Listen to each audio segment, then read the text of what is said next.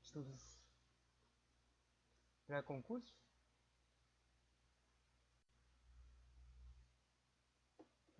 Para redação. Eu vou ler uns textos aqui sobre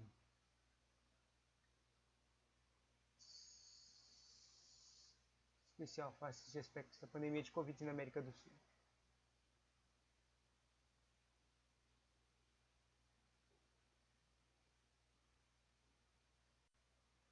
Tem muita coisa, tem mais de 200 páginas e tem vários textos, mas eu não vou ler todos os textos. Eu vou ler só os títulos, depois vou ler 2 parágrafos de cada um. Vou ler o primeiro parágrafo e o último parágrafo de conclusão. Isso é interessante. Primeiro, colonialidade, raça e gênero. A colonialidade e pandemia de corpos fazem parte dessa humanidade? Gênero e pandemia, casos de violência contra a mulher na América do Sul. Perspectiva do gênero sobre a fase da pandemia, uma breve análise da luz do ecofeminismo marxista. A Amazônia generificada e racionalizada na pandemia, transbordando o estado do Brasil. Depois, ponto 2, mundo do trabalho, economia e precarização laboral.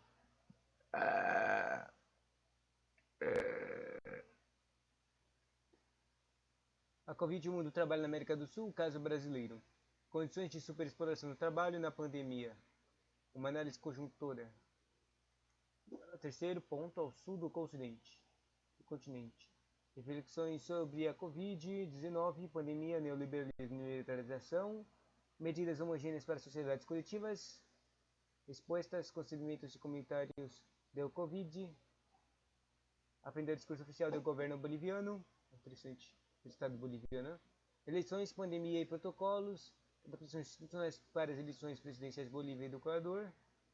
Imunização na periferia do globo. A corrida pela vacina da América do Sul e a ruptura da educação digital em latino-americana e média em las crises da Covid-19. Regimes políticos de resposta à Covid em olhar sobre a América do Sul, a governança regional sul-americana dentro contra a pandemia a partir da visão do intergovernamental liberal. Quarto ponto, a cooperação, relações internacionais e multilateralismo. Enfrentando a Covid-19 em regiões transfronteiriças e a importância da cooperação entre as cidades de Foz do Iguaçu, cidade de Oeste e Puerto Iguaçu. Diplomacia adoecida, erros da diplomacia brasileira no enfrentamento da Covid, multilateralismo e cooperação internacional, o caminho que deve ser esforçado pelo Brasil de combate à pandemia, cooperação sanitária entre China e América Latina durante a pandemia. Interessante essa cooperação sanitária. Ponto 5 e último, hecatombe. A hecatombe pandêmica. Eu não sei o que é uma hecatombe. Será que é tipo como se fosse uma quarta ou quinta, sexta, tipo um numeral de tombação, de caída? A Covid-19 na Amazônia, Marajoara, complementariedades entrelaçadas da região, como a vulnerabilidade social do Brasil e o aprofundamento da crise sanitária. A pandemia no Alto Sertão Paraibano desvelando a realidade da Souza PIB. Opinião pública em tempos de pandemia, a popularidade dos governos sul-americanos sob análise. Entre a política pública e a posição política das fases de consórcios modernos em meio à Covid. Negacionismo científico, seu caráter ideológico e científico, os impactos da ciência e na sociedade brasileira em tempos de pandemia. O Brasil é a pandemia de Covid, religião e política no governo do mito. E a Covid-19 e a morte como política do Estado. E é tudo que isso aí tem. Mas agora a gente lê os títulos de volta, de trás para frente, e tenta ver um contexto, um ponto de perguntas. Esse Covid, a morte como política do Estado do Brasil, provavelmente vai falar sobre aquelas coisas do Brasil de política de morte, tipo, que sempre diminui o número das coisas, comemora o número de mais de 3 milhões de pessoas que foram infectadas e têm sequelas, esse tipo de coisa.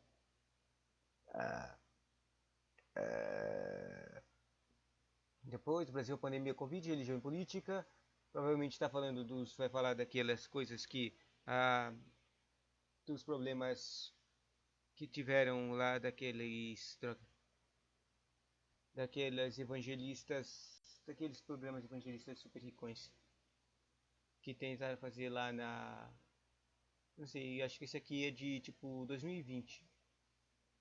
Bom, que tiveram tentando fazer na África. Vou tentar falar dos carinhas tentando curar a Covid com a força da mente. Depois, negacionismo científico, seu caráter ideológico e político e os impactos da ciência na sociedade brasileira em tempos de pandemia coronavírus. Isso aqui provavelmente vai falar da coisa lá que os governos lá, tipo aquela coisa de São Paulo, que no começo os governos de São Paulo, do estado inteiro, o carinha ouvia os cientistas, tipo, não dá para fazer isso, não dá para liberar ainda as coisas, não dá para liberar o treco. Mesmo com boa vacinação ainda não dá nessa área. E depois, quando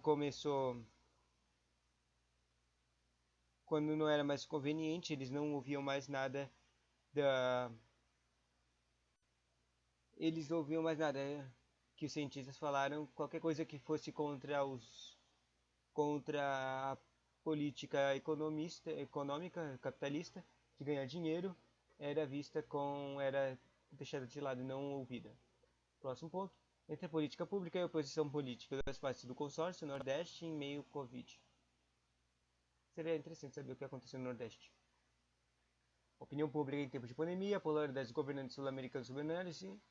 Vai ser interessante saber se aqui tiver um conteúdo sobre a polaridade dos outros governantes. Eu só sei que a polaridade, estranhamente, mesmo o Bolsonaro não fazendo muitas coisas úteis, quer dizer, tá, não posso dizer que ele não fez coisas úteis, ele fez algumas leis.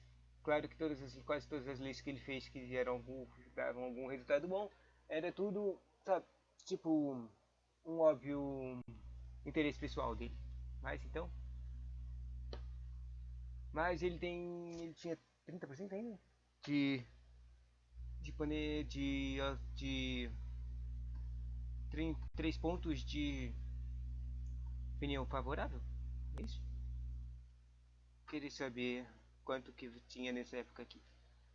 E qual será a opinião dos outros governantes? Tipo, né? Depois de um tempo eu parei de ouvir coisas sobre os outros países.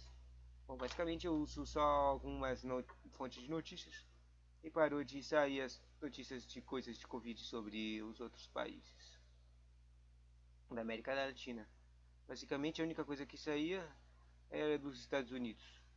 E se falava da China, era só que eles fizeram um lockdown de uma cidade inteira.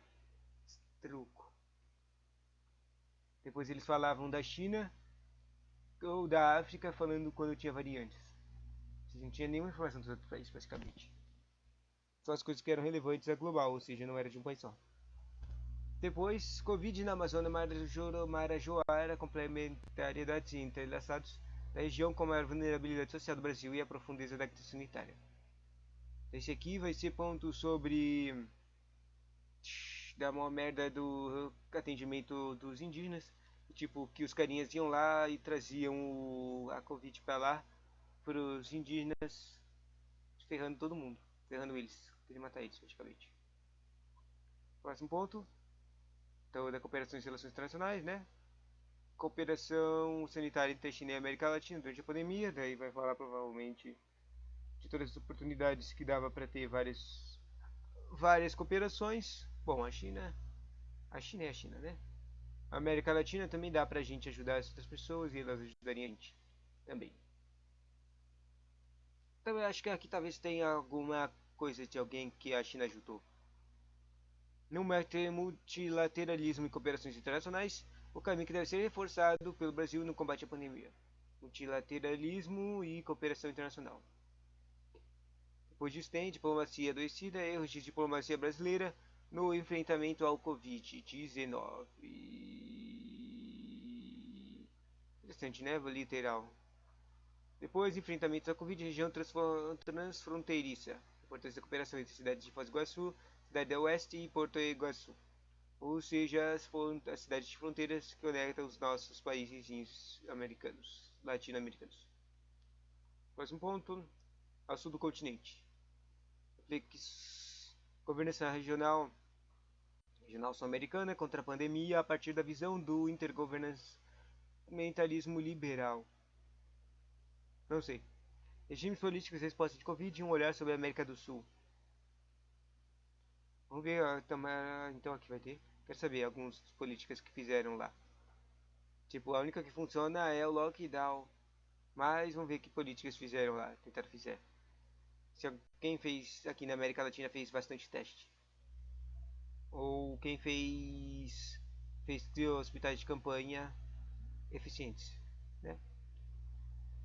La ruptura de la educación digital na la academia das crises. Olha, acho que eu não tinha lido isso aqui. Mas interessante a coisa da educação, né? Que mudou para a educação digital por 2 anos inteiros. Próximo, imunização na periferia do globo, a corrida para a vacina na América do Sul.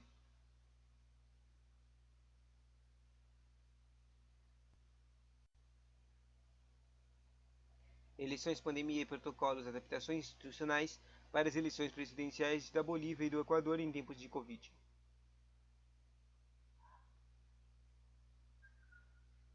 Medidas homogêneas pelas sociedades coletivas, resposta com recebimentos comunitários, reflexões sobre a Covid, pandemia, neoliberalismo e militarização. Vamos ver o que vai falar da neoliberalismo e militarização. Covid-19, se o mundo de trabalho não está... Trabalho na América do Sul, caso brasileiro. E para aquela coisa de colonialidade. Da apresentação... Vamos ler o primeiro parágrafo. O Centro de Estudos Sociopolíticos Internacionais da América do Sul, grupo de pesquisa certificado pela CNPq, apresenta a sua segunda publicação sobre a pandemia Covid no nosso continente. Interessante.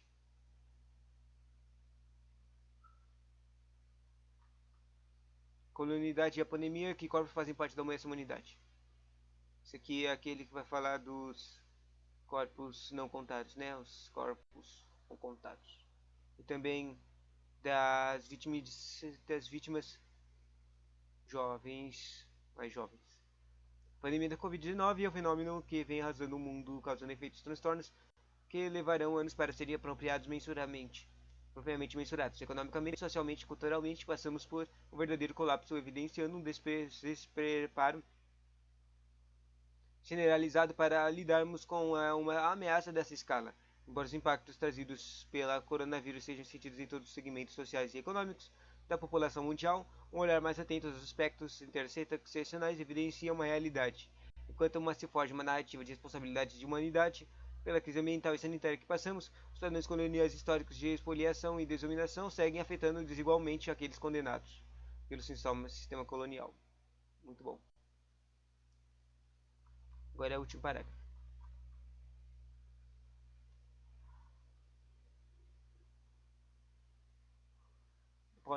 Após citar Tanamantes, nos parece cruel e antipedagógico dizer que a emergência climática é culpa da espécie humana. Quando nos baseamos em evidências científicas, não resta dúvidas que para a maior parte das emissões estão concentradas no centro do sistema capitalismo moderno, colonial.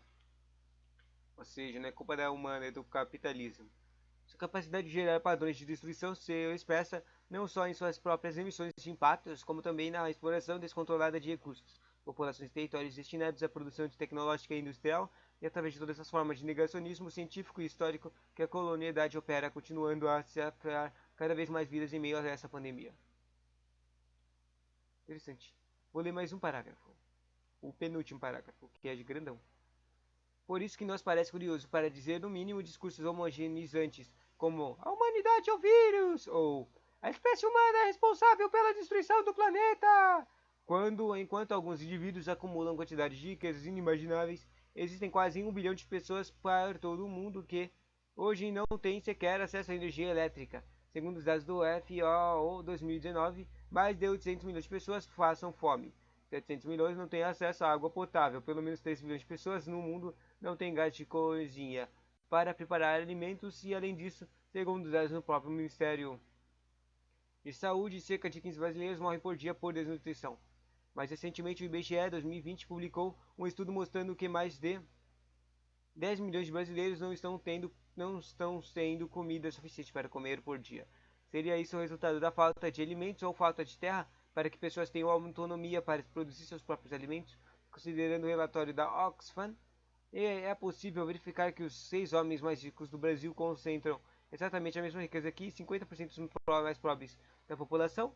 Nesse sentido, não vimos um problema de escassez e sim de alta concentração de terra.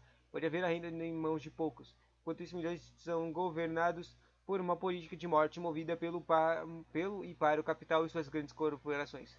E muito bem respeitado pelas arquiteturas jurídico-econômicas do Estado. Nesse sentido, cabe a pergunta: seria certo a responsabilidade pelo colapso sanitário e desastre socioambiental que vivemos hoje ser dividido por todos os seres humanos igualmente? Não. Aqui tem umas referências de algumas tecos, de algumas universidades. Próximo que teco? Já percebeu que vai demorar um maior tempo para terminar isso aqui. Com essas 20 tipos de temas, né? Gênero e pandemia. Casos de violência contra a mulher na América do Sul. Isso aqui eu tinha estudado um pouquinho antes, quando eu vi sobre o índice de violência que saiu recentemente, em que aumentou muito as quantidades de violência contra a mulher, violência doméstica. Vamos lá, introdução. Com a eclosão da pandemia do coronavírus, os estados buscaram medidas para proteger seus cidadãos com o fechamento de fronteiras, isolamento domiciliar e aprovação de decretos emergenciais, entre outros. Todavia, paralelamente, a mulher nunca esteve tão vulnerável. Em abril do último ano, mais da metade da população estava vivendo de confinamento. A ONU Mulheres alertava acerca de reflexos da pandemia sobre os grupos estruturalmente vulneráveis, a chamada pandemia das sombras, e buscava atenção principalmente para os tipos de violência contra a mulher. Contudo, apesar do aumento de número de denúncias, estima-se que há uma quantidade ainda maior de vítimas ocultas que não denunciam a violência que sofrem por medo de impotência e desapoio. A pandemia gerou uma crise não... Agora, próximo último parágrafo. A interseccionalidade abarca as diferenças entre as mulheres e a fim de aproximar a ciência da realidade, mostrar que é possível começar a análise científica com o termo mulher como denominador comum, mas que apenas isso não basta para quantificar a qualidade e qualificar o impacto da violência contra as diferentes mulheres que existem em uma sociedade.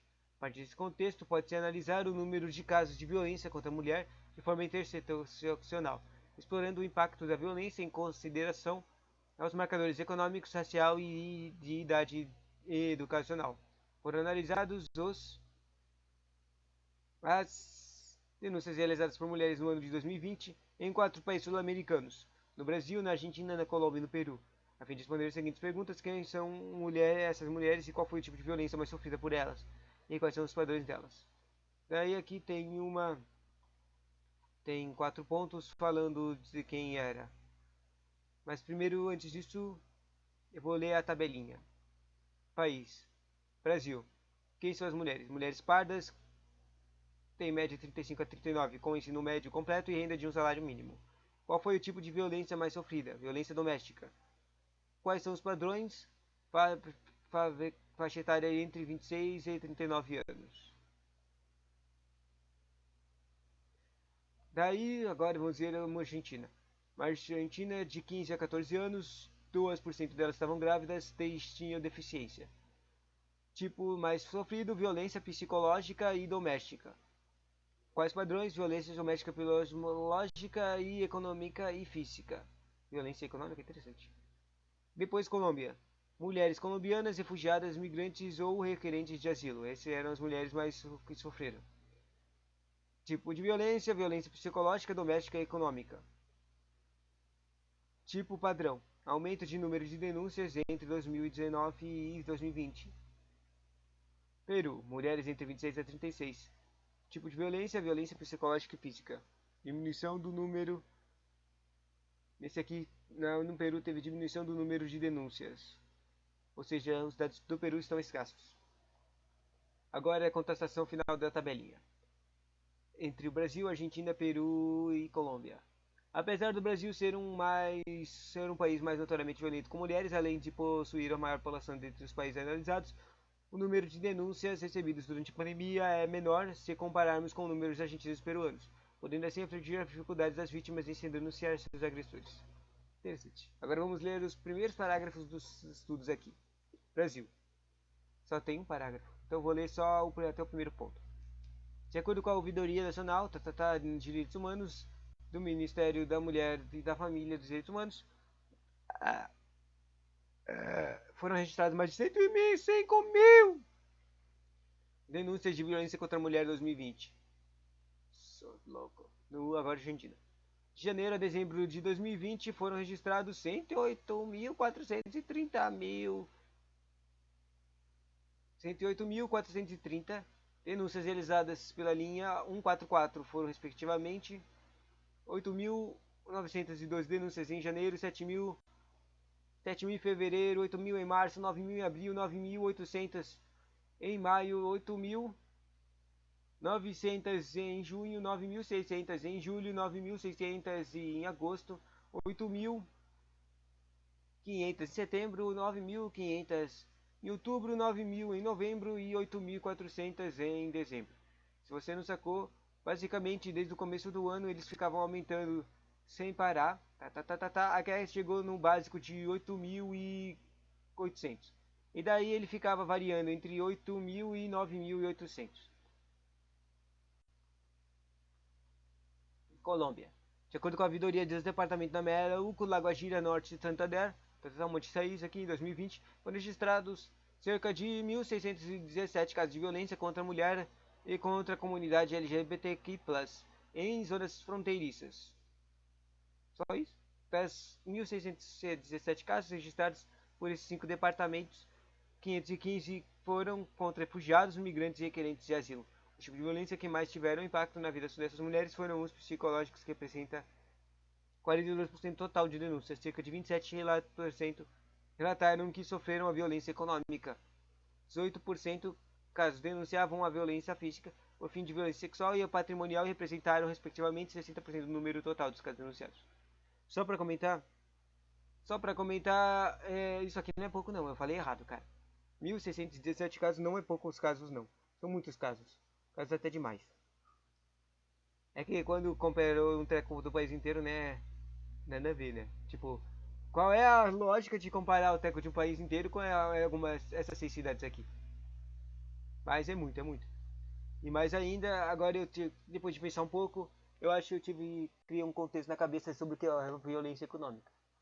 Imagina assim, nos casos aqui que falou no começo, basicamente a maioria dessas pessoas aqui, elas sofrem violência porque elas são o quê? Vulneráveis, né?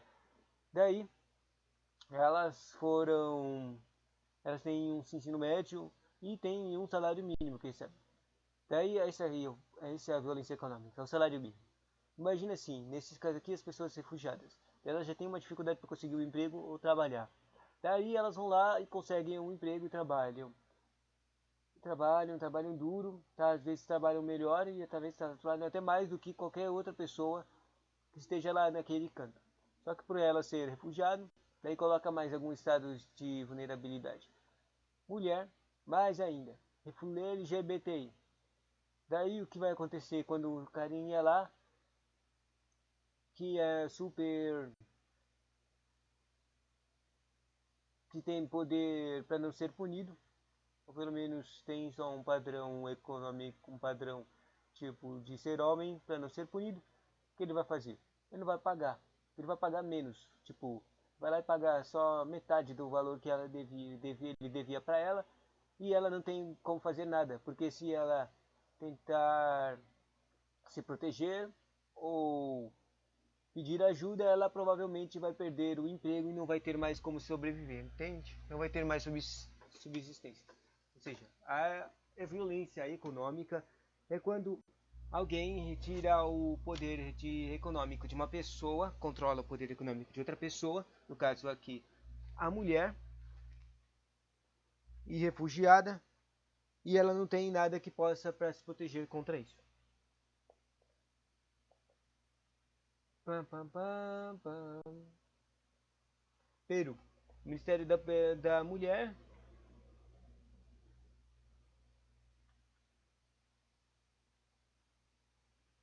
O Ministério da Mulher e População Vulneráveis aponta que 114.495 mil denúncias em 2020, 167 a menos em comparar com o ano anterior. Entretanto, os relatórios disponibilizados ao público nos meses de abril, maio e junho não constam dos dados. Dentro do número total de denúncias, cerca de 85% foram registrados por mulheres e 14% por homens. Com relação à idade de vítimas, as mulheres adultas representavam 62% dos casos. Em seguida, a classe etária mais afetada com violência eram crianças, com 17% dos casos, e adolescentes em 14% dos casos, e idosos em 7% dos casos. E assim, considerações finais. Parágrafo final.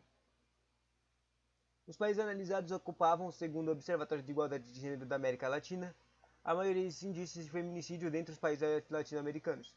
Apesar da escassez de dados de fontes estatais, pode-se verificar que houve um aumento de número de casos de violência contra a mulher no Brasil, Argentina e Colômbia. A violência psicológica foi um denominador comum entre os países analisados, pois é transversal aos demais tipos de violência, seja física, doméstica, econômica, patrimonial ou sexual. A violência doméstica foi a violência mais sofrida pelas mulheres durante a pandemia, principalmente na Colômbia, no Brasil e na Argentina. Importante salientar que o Brasil é um país notoriamente violento com mulheres, além de possuir a maior população dentre os países analisados. Próximo, Estrela. 25 minutos, só está no terceiro ainda, né? Perspectiva de gênero sobre a face da pandemia. Uma breve análise à luz do ecofeminista marxista. Até o fechamento desta pesquisa, o Brasil alcançou média de 2.500 mortes em 24 horas, o maior já registrado desde o início da pandemia. Entretanto, uma crise sanitária e humanitária apontada como a maior dos últimos 100 anos, a interrupção dos trabalhos e o aumento de pessoas em situações de subemprego, a intensificação de violência do gênero e a normalização da morte e a fome em volta da mesa de muitos, sobretudo de parcela de população mais vulnerável. Fora alguns dos reflexos cruéis da resposta defasada e insuficiente dos Estados-nação à pandemia. É importante pontuar, portanto, que nossa atual conjuntura é uma grande parcela de sua letalidade e repousam na essência do sistema capitalista. Este sistema é responsável por cultivar condições para que esta crise, costurada a outras demais, se dissemine no seu mais profundo grau, aumentada a barbarização da vida e natureza.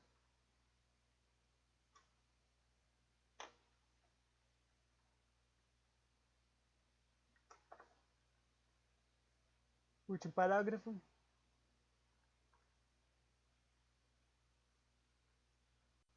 É indubitável que esta pandemia é o desenlace da percepção da guerra do capital contra a natureza, e portanto da guerra do capital contra os corpos plurais e diversos de mulheres ao redor do globo. A incerteza e natureza restrita que se soma ao acúmulo da crise do sistema multilateral, da democracia, da saúde, da publicidade mundial, da economia e da natureza, nos coloca nos cernes do que se desenvolve em uma extensa crise metabólica. Ainda que a pandemia tenha nos afetado universalmente, este fator não significa por condição que nos atravessou de forma democrática e imparcial. Nesse sistema substancialmente patriarcal e racista, a vulnerabilidade e precarização das vidas é seletiva. O presente ensaio pretende, portanto, realizar uma reflexão sobre a relação entre gênero e natureza frente à atual pandemia do Covid-19, à luz da perspectiva ecofeminista marxista. Dessa forma, utilizar-se-á o método de pesquisa qualitativa e um materialismo histórico. E a partir disto, busca-se compreender a importância da consciência ecológica e gênero, como a atual crise ecológica e sanitária reverberará sobre mulheres. Ecofeminista marxista. A relação hierarquizada do capital sobre as mulheres e a natureza, fomentada pela lógica dos conquistadores e do exército e do exercício de seus imperialismos durante séculos, e até os dias atuais a lógica colonialista ocidentalizada passou a reger nossos modos de governo e formato de estruturação de nossas sociedades sociedades capitalistas. Os padrões de cumprimento civilizatório antropocêntrico, patriarcal, monocultural e do agronegócio promoveu a dominação da natureza, o apagamento das relações da figura do ser humano e a sinergia com o meio ambiente e a hierarquização das explorações, sua dinâmica altamente destrutiva de mercantilização de todos os ramos das nossas vidas de expansão. A qualquer custo tem minado aceleradamente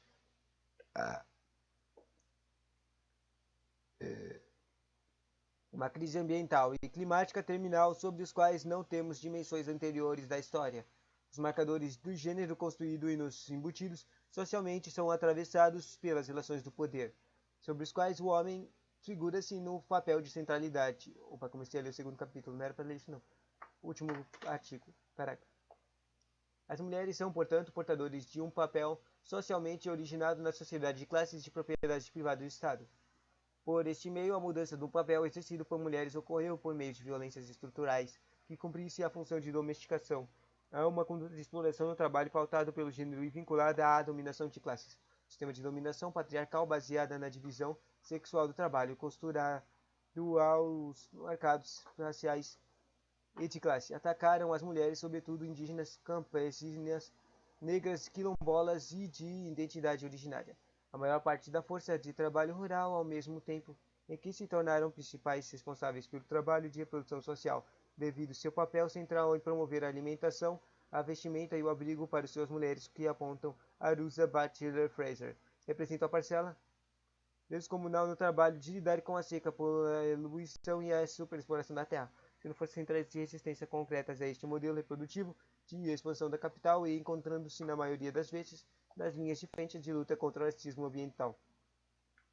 A crise climática, a crise ambiental e na urgência da consolidação de uma soberania alimentar e do reconhecimento das mulheres e de natureza como um ser de plenos direitos. Próximo, mulheres, natureza frente à pandemia da Covid. A pandemia da Covid, ao qual passamos a enfrentar na América Latina a partir de fevereiro, escancarou a realidade. O desastre do mundo capitalista. Se hoje enfrentamos uma crise ecológica, ambiental e sanitária diretamente ligada ao capital, é importante ressaltar que as camadas dessas crises também reproduzem e agravam a opressão do gênero, que se norteiam com o comportamento da classe e da raça no processo de sobreposição de violências e dominações.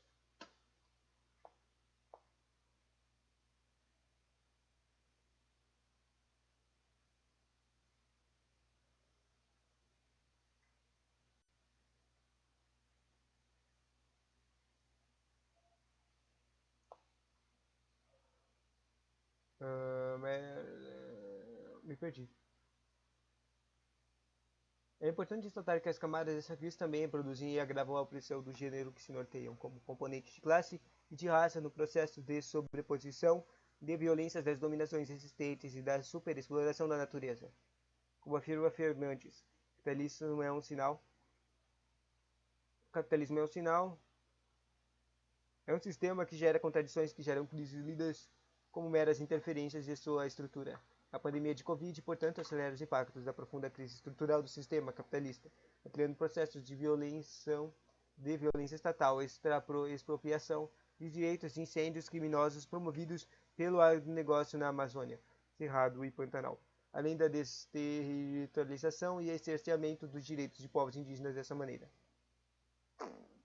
Último parágrafo. As formas de violência contra mulheres continuam sendo decorrentes das relações entre patriarcado e capitalismo, como afirma Federici. A guerra contra mulheres e condições necessárias para a existência do capitalismo em qualquer conjuntura, a divisão sexual racial do trabalho e conjuntura as mulheres em um eixo de raízes de exploração e de opressão e confina entre a violência estatal ao trabalho reprodutivo, os efeitos colaterais das crises do capital e a constante intensificação da destruição da terra são sentidos de maneira singular pelas mulheres. Não é pela essência feminina, mas pela relação hierarquizada nas impostas no capital de prover, reproduzir e de cuidar. Considerações finais. O pensamento e o praxis ecofeminista foi responsável por revelar as conexões das crises ambientais e climáticas com a deterioração da condição de vida das mulheres, sobretudo do sul global, demarcando como gerar uma consciência ecológica do gênero das próprias análises feministas, inclusive no feminismo marxista. Era um fator de importância para a compreensão do papel de relações hierárquicas e de opressão e de como a libertação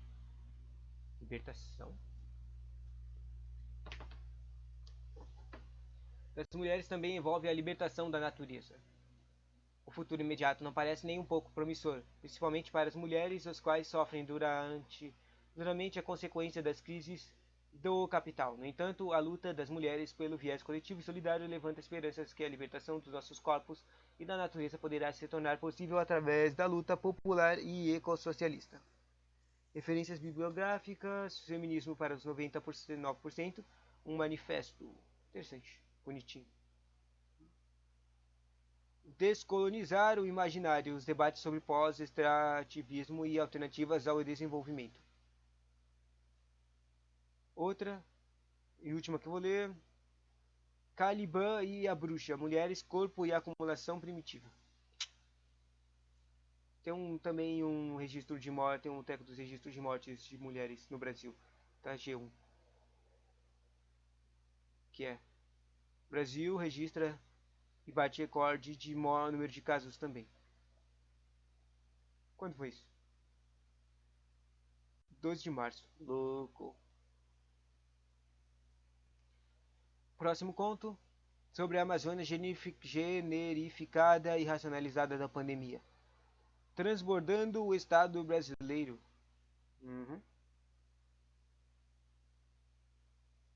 Vamos ver. Introdução. Diversos grupos estão se enfrentando uma cronificação. O que será que é cronificação? De suas vulnerabilidades com a pandemia de Covid-19, contribuindo para o aumento de suas vulnerabilidades com a pandemia, o Covid, contribuindo para o aumento das desigualdades socioeconômicas em todo o globo. Entre esses grupos estão populações estacionais que vivem na floresta amazônica.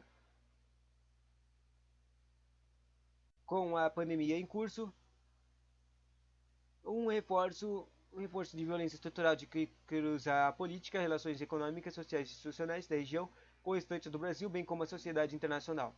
Isso visa dar um vislumbre do cruzamento de elementos da realidade amazônica na pandemia. Notamos que a região costuma ser alvo de interesse internacional como um patrimônio mundial que precisa de proteção, mas raramente é vista pelos contextos vividos pela população local e principalmente pelos efeitos da dinâmica global na região. A pandemia na Amazônia, além das consequências biomédicas.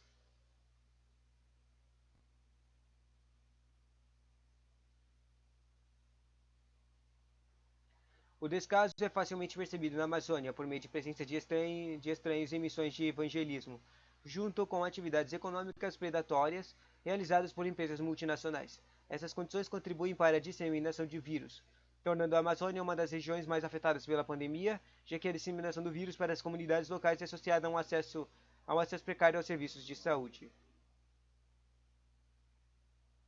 Bastante comum, a população ribeirinha que vive em unidades de conservação de territórios isolados seria mais segura devido à falta de grandes fluxos de pessoas. Uma preservação baseada em sua imagem de amazônica, como um lugar exótico, primitivo, distinto e inóspito, que não dá nem para chegar lá. Mas isso é mentira. Todavia, é fundamental entender que a imagem da região sempre esteve presa a certos hedonismo e infernismo. Percebida tanto pela ideia de terra prometida que passou a fazer parte do imaginário moderno. Inferno verde perigoso, que deve ser civilizado. Louco, né? Último parágrafo. No que diz respeito à pandemia, quando o governo brasileiro optou por não cumprir integralmente as diretrizes estabelecidas pela própria OMS, a presença militar na Amazônia também foi intensificada, o que foi justificado por uma pretensão de fazer um trabalho social, que incluía também as esposas de militares doando roupas e maquiando as mulheres da Yanomami. Tipo, que coisa inútil. Tipo, pra quê? Uma coação que demonstra a imposição de suas próprias referências de gênero. Isso nos permite refletir sobre como as visões racistas sobre os povos indígenas muitas vezes são infantilizadoras e paternalistas, e o quão perversa é a forma como essas noções são reproduzidas junto com a presença militar da região. Um argumento de tutela que encontra eco, por exemplo, nas políticas adotadas durante a ditadura civil-militar. Transmodando o Estado brasileiro. No Brasil, prevalece uma grande média de percepção das comunidades originárias da Amazônia, estando diretamente relacionadas à nossa história colonial como selvagens, do que está ligado à ideia de atraso associado à região, e vítimas sendo visto como sujeitos passivos na ação política, dependente da generosidade estatal e internacional para prover capacidades para seu bem-estar. Portanto, o Estado e suas estruturas seriam salvadores, provendo a região com valores universais que devem ser propagados indistintamente Ideia que poderia ser facilmente alinhada com a mentalidade colonial promovida pelos colonizadores portugueses na região. Louco, né? Último parágrafo. Nesse sentido, a academia deve potencializar. Nesse sentido. Eventos virtuais, né? Mobilização de solidariedade nacional. Produção independente de dados. Tem conseguido mitigar o impacto da pandemia de um país com fraco desempenho de gestão de crise de saúde. Tá. Nesse sentido, a academia deve potencializar esse ativismo construído pela sociedade, advogando contra posturas políticas que representam ameaças econômicas, sociais e constitucionais à qualidade da vida de muitos grupos sociais. É importante formular uma agenda política concisa para organizar a luta de suas necessidades básicas dentro de um contexto político orientado por visões do mundo extremamente conservatórias em um período de história contemporânea em que novos atores não são cada vez mais necessários em campo de ciências humanas e sociais. Precisa funcionar desafiando o status quo imposto sobre as estruturas do poder dominantes. Assim terminou parte 1 do treco. Vamos terminando aqui o vídeo. Vamos continuar na parte 2 sobre o mundo de trabalho, economia e precarização laboral. Senão o vídeo vai demorar umas 3 horas.